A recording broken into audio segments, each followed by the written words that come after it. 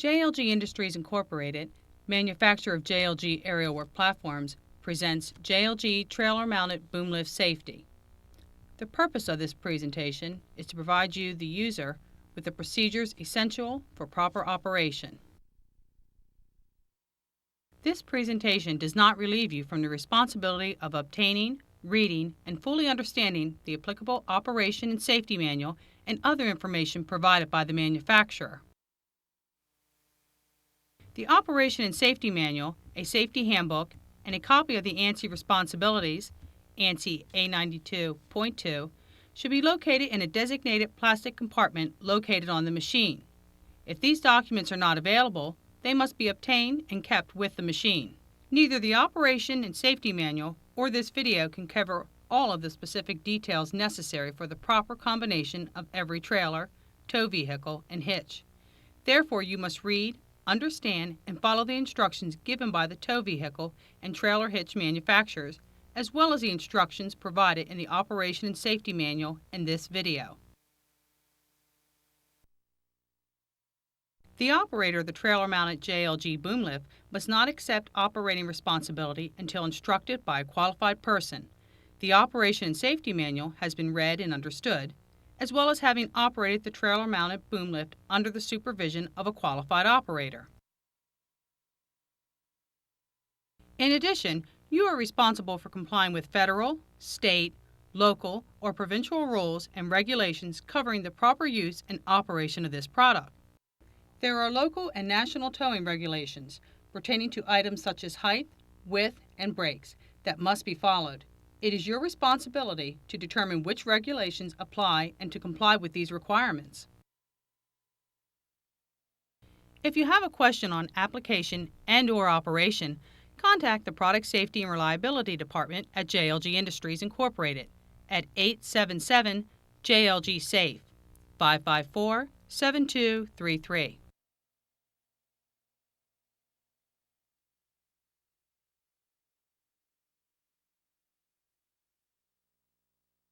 The tow vehicle, hitch, and ball must have a rated towing capacity equal to or greater than the trailer-mounted boom lift's gross vehicle weight rating, GVWR. The hitch ball must be the same size as the coupler. If the vehicle or hitch is not properly selected and matched to the GVWR of the trailer-mounted boom lift, an accident could occur, leading to death or serious injury. The trailer-mounted boom lift is equipped with a ball hitch coupler. The coupler connects to the hitch ball installed on the hitch attached to the tow vehicle. The trailer-mounted boom lift must be properly and securely coupled to the hitch of the tow vehicle. Uncoupling of the trailer during transport may result in death or serious injury. Wipe the hitch ball clean and inspect it for wear, corrosion, and cracks. If worn or damaged, replace the hitch ball before coupling the trailer. Try to move the hitch ball in all directions to make sure it is tightly mounted on the hitch and visually check that the hitch ball attachment hardware is properly installed. Wipe the coupler clean inside and outside and inspect it for cracks and deformation. Feel the inside of the coupler for worn spots and pits. Be sure the coupler is tightly mounted to the trailer. All attachment hardware must be properly installed and tightened against the trailer frame. Following the instructions in the Operation and Safety Manual, properly attach the coupler to the hitch ball.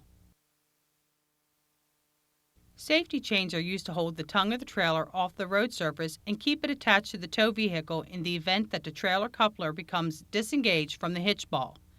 Visually inspect the safety chains and hooks for wear or damage.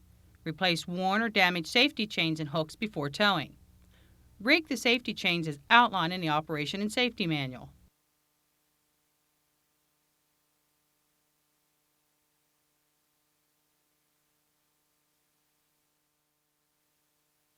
If the coupler disengages from the hitch ball during travel, the breakaway brake system will apply the brakes on the trailer. The breakaway brake system, in combination with the safety chains, allows the tow vehicle trailer combination to come to a controlled stop.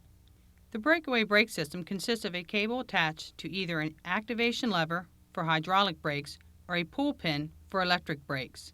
Properly connect and test the breakaway cable as described in the Operation and Safety Manual and the manual provided by the breakaway brake manufacturer.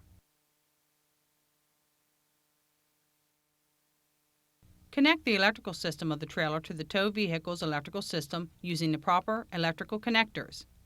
Check all lights and electric brakes, if equipped, for proper operation as outlined in the Operation and Safety Manual. In addition to the items checked when connecting the trailer to the tow vehicle, a pre-tow inspection must also be performed prior to each tow. The Operation and Safety Manual contains a complete inspection procedure that must be followed.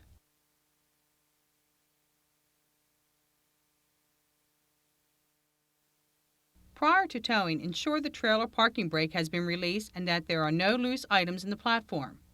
Driving a vehicle with a trailer in tow is different from driving without the trailer. The abilities to accelerate, maneuver, and brake are all lessened when towing a trailer. Be aware of the width of the trailer. This is important when turning, passing, and pulling next to a curb.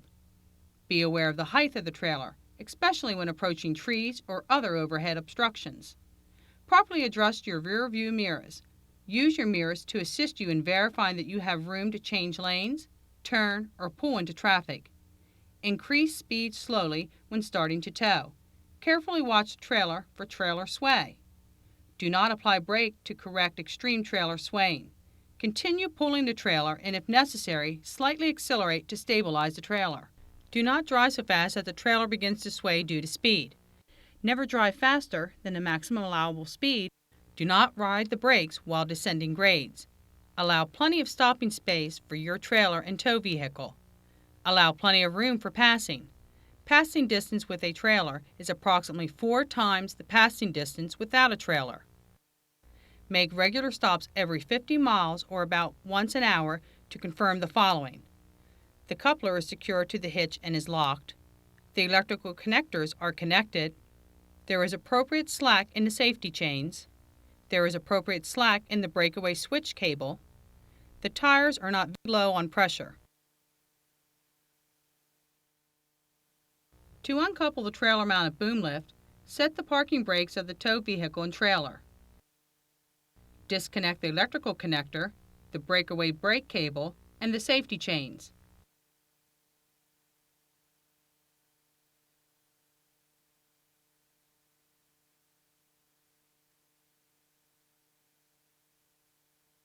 Ensure the ground surface below the jack will support the tongue load.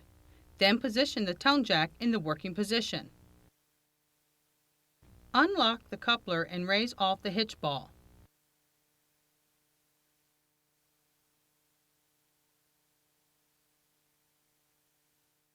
Drive the tow vehicle away from the trailer.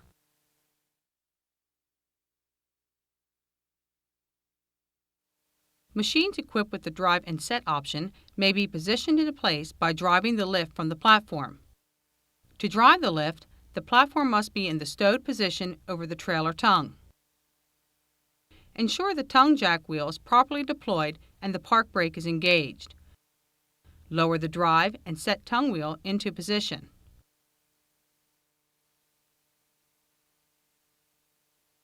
Raise the tongue jack wheel and place it in the stowed position, allowing the drive and set tongue wheel to support the tongue of the machine. Enter the platform and, if equipped, start the engine. Switch the function select switch to the drive position on the platform control box. A dual-action joystick is provided to control drive and steer. Press and hold the green Enable button on the end of the joystick handle. Engage and hold the trigger on the joystick.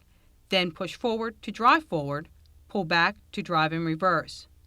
Move the joystick to the left to steer left and to the right to steer right. The green Enable button may be released after activating the drive function. The controller is proportional, allowing the variable drive speed. When the drive forward or reverse functions are initially activated with the joystick, the friction wheels automatically engage the tires. When the boom is raised out of the stowed position, the drive function will automatically be cut out. Slightly elevate the boom and ensure the drive function is cut out. Do not drive the machine on grades or side slopes exceeding those specified in the operator's manual. Avoid any terrain that could cause the machine to tip over. Use extreme caution when driving in reverse and when driving with any part of the machine within 6 feet of any obstruction. Be aware of stopping distances. Always post a lookout when in areas where vision is restricted. Watch for obstructions around the machine and overhead when driving. Check floor surfaces for and keep the chassis of the machine a minimum of 2 feet (0.6 meters) from holes, bumps, drop-offs, obstruction, debris, and coverings that may conceal holes and other hazards. Do not drive the machine near pits, loading docks, or other drop-offs. The operator must limit travel speed according to conditions of ground surface, congestion, visibility, slope, location of personnel, and other factors causing hazards of collision or injury to personnel. Before driving on floors, bridges, and other surfaces, check the allowable capacity of these surfaces. Ensure that the ground conditions are adequate to support the maximum wheeled loads outlined in the operator's manual. When driving operations have been completed, deploy the outriggers. Prior to towing, disengage the drive motors by pulling and holding the drive motor valve knob until the friction wheels are retracted. Deploy the tongue jack wheel to properly support the tongue. Stow and pin the drive and set tongue wheel. Raise and stow the tongue jack wheel after properly connecting the trailer to the tow vehicle hitch.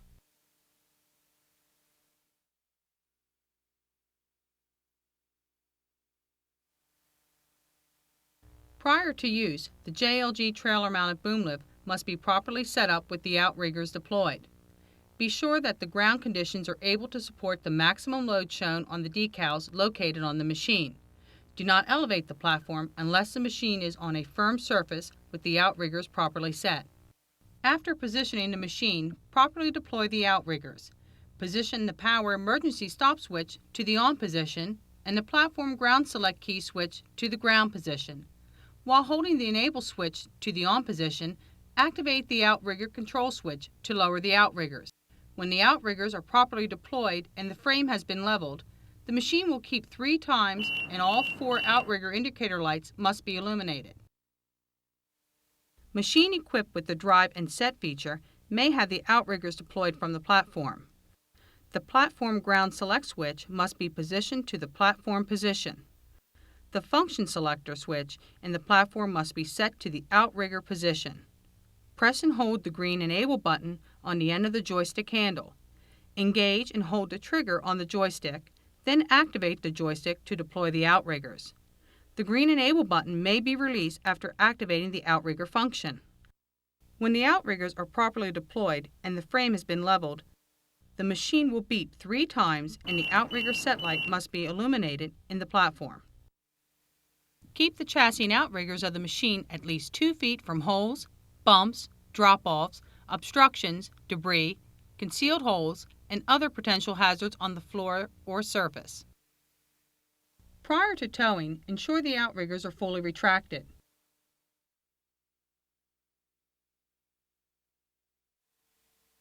Before each use, a walk-around inspection must be conducted to make sure that there is no visible damage, loose or missing parts, or hydraulic fluid leakage. The Operation and Safety Manual contains a complete inspection procedure that must be followed.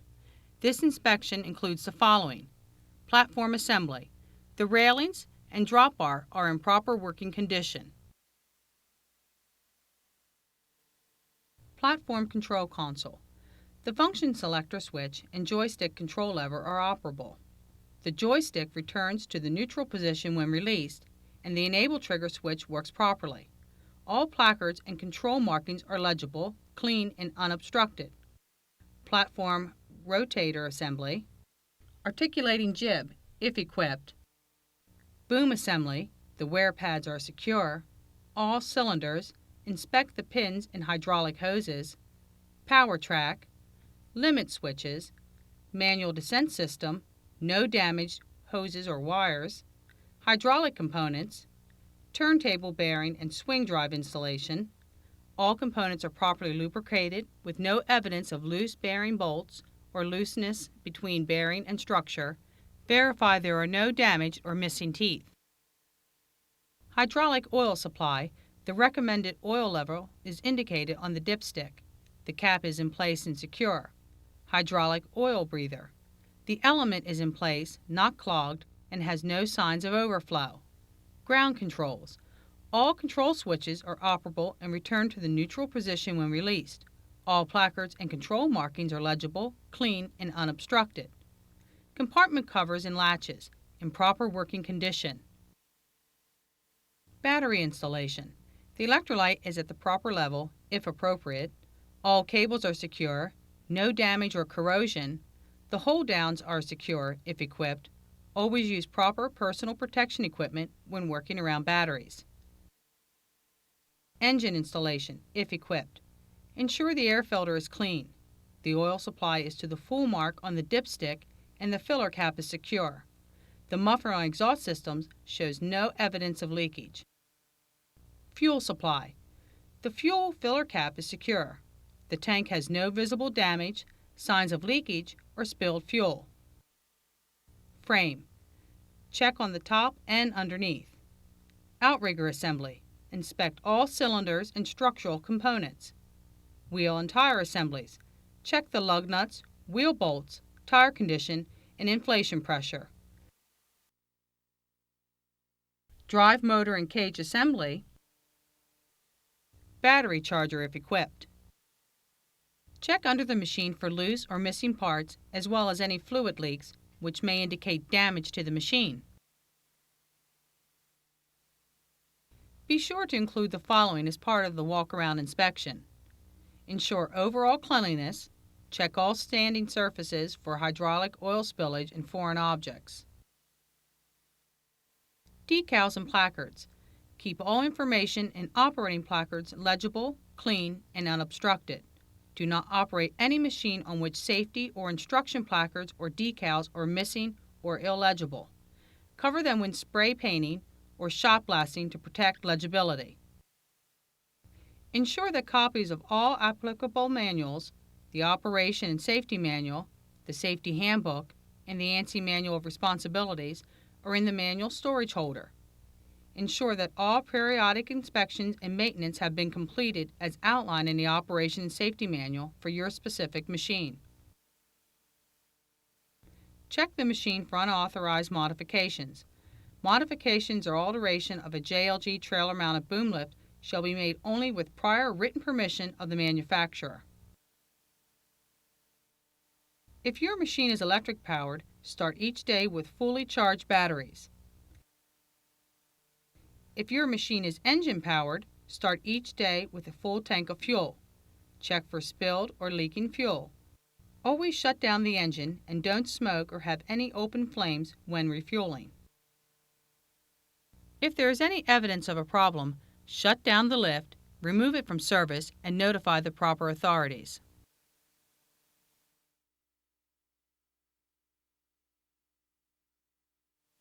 A function check of all systems must be performed after the walk-around inspection is complete. The machine must be positioned on a firm surface in an area free of overhead and ground level obstructions. Read and obey all warning placards and operating instructions on the boom lift and the applicable manuals prior to operation. Do not operate the boom lift until you have done so. Before operating the lift, check to make sure that you are using the proper personal protection equipment. JLG recommends approved head protection be worn by all operating and ground personnel. All personnel on the platform of the boom lift must use a full body harness with a lanyard attached to an authorized lanyard anchorage point. You are responsible for complying with all applicable laws and regulations as they apply to your work and the personal protection equipment required to perform your work. JLG trailer-mounted boom lifts are equipped with control panels that use symbols to indicate control functions. Refer to your Operation and Safety Manual and the legend located near the platform and ground control panels for a listing of these symbols and their corresponding functions. Now complete a function check of the JLG boom lift from the ground controls. The power emergency stop switch is a two-position red mushroom-shaped switch that provides electrical power to the platform ground select switch when placed in the on position. Pushed to the off position, electrical power is shut off to the platform ground select switch. The platform ground select switch is a 3-position, center off, key-operated switch supplying operating power to the platform or ground controls as selected. When positioned to ground, power is supplied to the ground controls. When platform is selected, power is supplied to the platform controls. Engine-powered machines have engine start and engine choke switches. The engine should be allowed to warm up completely before operating any function. To start the engine, turn the key of the control station selector switch to ground. Position the power emergency stop switch to on. Activate the engine start switch and engine choke switch if the engine is cold until the engine starts. If the engine fails to start promptly, do not continuously engage the start switch for an extended period of time. After the engine is started, check the ground control indicator panel for an illuminated system distress indicator light. If the light is on, shut down the machine and have the problem corrected before operating the unit.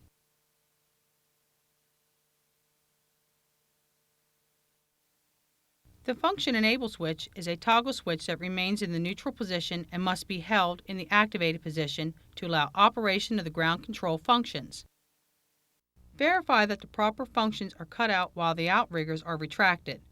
The boom telescope function must cut out regardless of boom angle, and the boom lift function must cut out when the main boom angle is positioned just above horizontal. Prior to elevating the boom above horizontal or telescoping the boom to complete the ground control function check, the outriggers must be properly deployed. The outriggers can only be deployed from the ground control station. Raise and lower the boom by positioning the lift control switch up or down respectively. Check that the platform self-leveling system functions properly during raising and lowering of the boom. Raise the boom before continuing the function check of the other controls.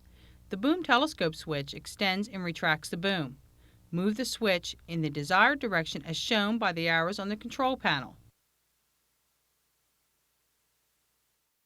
Check the platform leveling override for proper operation. It should tilt the platform in the direction desired when positioning the switch as shown by the directional arrows. If the machine is equipped with an articulating fly boom jib, check for smooth operation while raising and lowering it. Important: check to assure there is adequate clearance between the rotating superstructure and the other parts of the JLG lift or other obstructions, so you can safely operate the swing function. Now swing the turntable left and right a minimum of 45 degrees by using the swing control.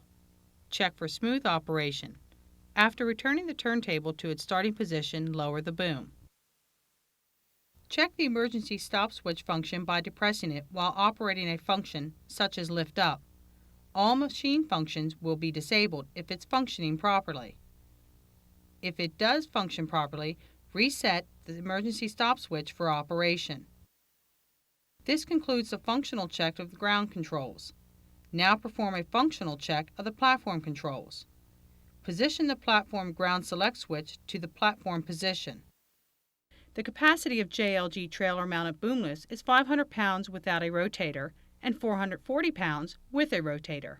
Know the total weight of all individuals, tools, equipment, and materials to be placed in the platform before operation. Never exceed the rated capacity. Distribute the load uniformly on the platform floor. Use extreme caution when entering or leaving the platform. Be sure the boom is telescoped out and lowered to the ground. Face the machine and use the 3-point contact method when entering or leaving the platform.